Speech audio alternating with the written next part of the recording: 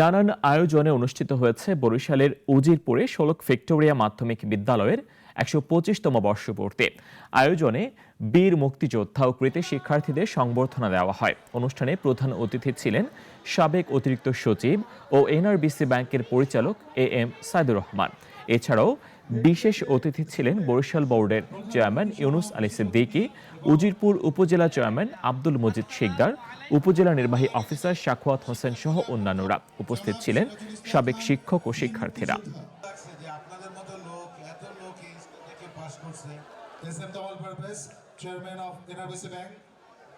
এই স্কুলে 5 হইতে ক্লাস 10 পর্যন্ত আমি লেখাপড়া করছি।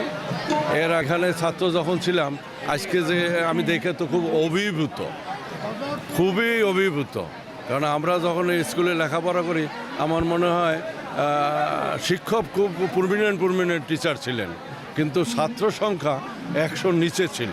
এই অ্যালামনাই অ্যাসোসিয়েশন যেটা অ্যারেঞ্জ করেছে, এবং এই ধরনের অনুষ্ঠান মূলত বিদ্যালয় না, সর্ব জায়গাতেই যদি হয়ে থাকে, তা আমি মনে করি সেখানে একটি উন্নয়নের ছোঁয়া লেগে যায়। বিদ্যালয়ের যেহেতু একটি শুধু শিক্ষামূলক, এখানে শিক্ষামূলক একটি প্রতিষ্ঠান, এই শিক্ষার মাধ্যমে কিন্তু এখান থেকে যারা ছাত্র বের হয়েছে বিভিন্ন জায়গাতে তারা কিন্তু কৃতিত্ব চিহ্ন রেখে এসেছে। অমীয় অনুভূতি এখানে আমার কাছে আবিষ্ট করেছে। এত সুন্দর একটি আয়োজন, নবীন প্রবীণদের যে মনের একটা মহামিলনের সৃষ্টি হয়েছে।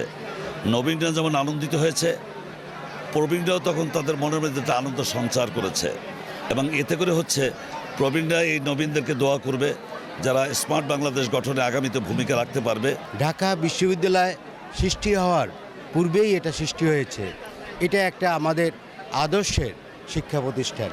এখানে আজকে নবীন প্রবীণদের যে আজকের মেলা, এটা আমাদেরকে উদ্বুদ্ধ করে।